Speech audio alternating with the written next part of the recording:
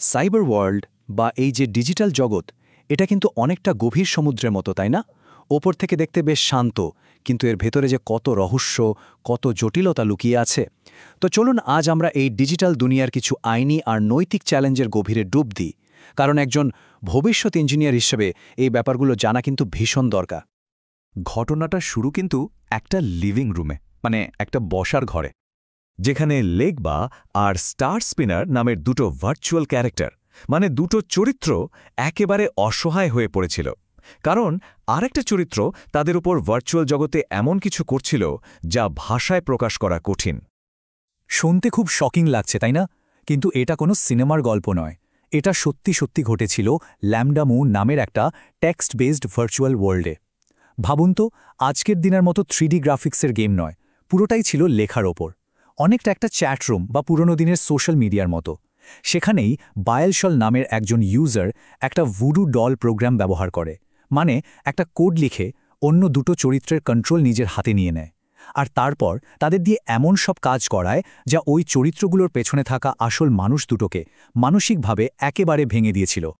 আর এই ঘটনাটাই সাইবার আইনের একেবারে গোড়ার একটা প্রশ্ন তুলে ধরেছিল। আচ্ছা, ভার্চুয়াল জগতে করা একটা অপরাধ কি আদৌ আসল অপরাধ? ধরুন, আজকের দিনে পাবজি বা বিজিএমআইয়ের মতো গেমেও তো কত কিছু হয়। তাহলে এই ভার্চুয়াল জগতের অ্যাকশনের জন্য কি বাস্তব জগতের আইন খাটবে? আর দেখুন, ঠিক এখানেই আসল সমস্যাটা শুরু হয়। টেকনোলজি তো এগোয় রকেটের গতিতে, কিন্তু আমাদের আইন কানুনগুলো সেগুলো যেন একটু ধীরেই চলে, ফলে একটা গ্যাপ তৈরি হয়ে যায়।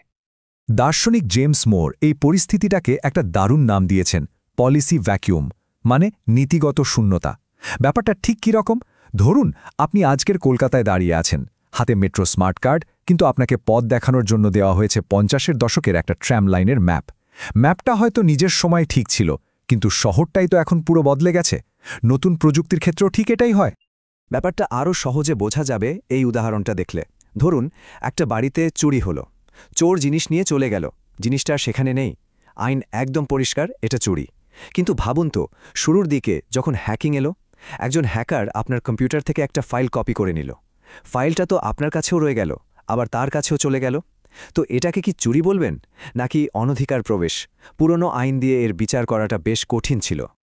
তাহলে সওয়ালটা হলো, যখন নতুন টেকনোলজি এমন একটা পরিস্থিতি তৈরি করে যার জন্যে কোনো পুরনো নিয়মই খাটে না, তখন আমরা কি করব?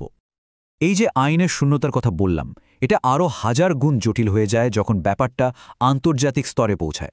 কারণ ইন্টারনেটের তো আর কোনো বর্ডার হয় না, তাই না? এর একটা ক্লাসিক উদাহরণ হলো চীনে গুগলের কেসটা। দেখুন, গুগলের মোটো ছিল ডোন্ট বি ইভিল, মানে খারাপ কিছু করো না, আর তাদের মিশন ছিল বিশ্বের সমস্ত তথ্য সবার কাছে পৌঁছে দেওয়া। কিন্তু সমস্যাটা হলো, যখন তারা চীনে ব্যবসা করতে গেল, চীনের আইন অনুযায়ী তিয়ানানমেন স্কোয়ার বা তিব্বতের মতো কিছু বিষয় সার্চ রেজাল্ট থেকে ফিল্টার করতে হবে। এখন গুগল কি করবে? একদিকে তাদের আদর্শ, অন্যদিকে বিশাল বড় একটা বাজার। তো গুগল একটা যুক্তি দিল। তারা বলল, ডোন্ট বি ইভিলের আরেকটা মানে হলো ডোন্ট বি ইলিগাল, মানে যে দেশে ব্যবসা করছো সেখানকার আইন না মানাটাও তো অনৈতিক। এই বলে তারা চীনের সেন্সরশিপের নিয়ম মেনে কাজ চালিয়েছিল। ব্যাপারটা অনেকটা এরকম। ধরুন, আপনি কারো বাড়িতে বেড়াতে গেছেন, আপনাকে তো সেই বাড়ির নিয়মকানুন মেনেই চলতে হবে। কিন্তু যদি সেই বাড়ির কোনো নিয়ম আপনার নিজের আদর্শ বা বিশ্বাসের একেবারে বিরুদ্ধে যায়, তখন আপনি কি করবেন? তাহলে আসল প্রশ্নটা এটাই দাঁড়াচ্ছে যে, একটা গ্লোবাল কোম্পানির পক্ষে কি পৃথিবীর প্রত্যেকটা দেশের আলাদা আলাদা আইন আর নৈতিকতা মেনে চলা সম্ভব? চলুন এবার এমন একটা বিষয় নিয়ে কথা বলা যাক যা আমাদের পুরো ইন্টারনেট ব্যবহারের অভিজ্ঞতার একেবারে মূলে রয়েছে। বিষয়টা হলো নেট নিউট্রালিটি। বিষয়টা খুব সহজে বুঝতে হলে ভাবুন তো, ইন্টারনেট হলো একটা বিশাল হাইওয়ে। এখন প্রশ্নটা হলো, এই হাইওয়েতে কি এমনটা হওয়া উচিত যে যারা বেশি টাকা দেবে তাদের জন্য একটা আলাদা ফাস্ট ভিআইপি লেন থাকবে? এখানে মূলত দুটো মডেলের কথা ভাবা যেতে পারে। প্রথমটা হলো লোকাল ট্রেন মডেল। ভাবুন, আপনি একটা লোকাল ট্রেনের টিকিট কেটেছেন। আপনি আর আপনার পাশের যাত্রী দুজনেই একই স্পিডে একই গন্তব্যে পৌঁছবেন। এখানে সব ডেটাকে সমান হিসেবে দেখা হয়। এটাই হলো নেট নিউট্রালিটি। আর দ্বিতীয়টা হলো এয়ারলাইন মডেল। এখানে ইকোনমি ক্লাস আছে, আবার বেশি পয়সা দিলে বিজনেস ক্লাসও আছে। ইন্টারনেটের ক্ষেত্রে এর মানে হলো, কিছু বড় কোম্পানি পয়সা দিয়ে নিজেদের কন্টেন্টের জন্য একটা ফাস্ট লেন বা ভিআইপি রাস্তা কিনে নিতে পারবে। নেট নিউট্রালিটির পুরো আইডিয়াটাকে মনে রাখার জন্য এই লাইনটা যথেষ্ট। সেম স্পিড, সেম চ্যান্স, মানে একই গতি, একই সুযোগ। এর মানে কি? এর মানে হলো একজন কলেজ ছাত্রের বানানো নতুন ওয়েবসাইট আর একটা কোটি কোটি টাকার কোম্পানির ওয়েবসাইট দুটোই আমাদের কাছে একই স্পিডে লোড হবে। তাহলে বিতর্কটা ঠিক কোথায়? ইন্টারনেটের হাইওয়েতে কি সব ডেটা একই লেনে একই স্পিডে চলবে, নাকি যারা বেশি টাকা দেবে তাদের জন্য একটা ফাস্ট ভিআইপি লেন থাকবে? এতক্ষণ তো আমরা বড় বড় আইন, আন্তর্জাতিক সমস্যা এসব নিয়ে কথা বললাম, কিন্তু এবার আসা যাক সবচেয়ে জরুরি অংশে। একজন ইঞ্জিনিয়ার বা টেকনোলজিস্ট হিসেবে আমাদের নিজেদের দায়িত্বটা কোথায়? এই ঘটনাটা শুনুন।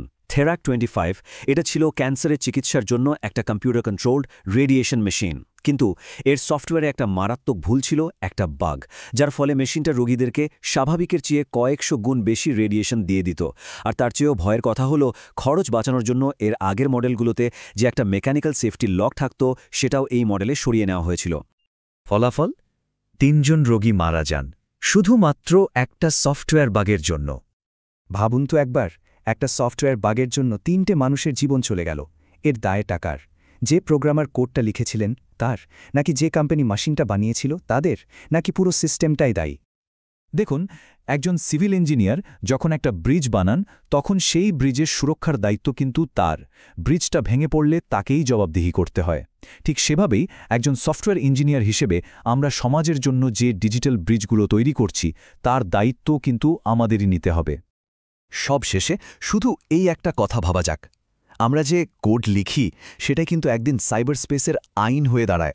তাহলে প্রশ্নটা হলো, আমরা ঠিক কী ধরনের একটা ডিজিটাল পৃথিবী তৈরি করছি? দেখুন, টেকনোলজি রোজ বদলাবে, নতুন প্রোগ্রামিং ল্যাঙ্গুয়েজ আসবে, কিন্তু এথিক্স বা নৈতিকতা আর দায়িত্ববোধের শিক্ষাটা এটা সারা জীবনের। কারণ ভবিষ্যৎ প্রযুক্তিবিদ হিসেবে আমরা শুধু কোড লিখছি না, আমরা আসলে ভবিষ্যতের সমাজটাকেই ডিজাইন করছি।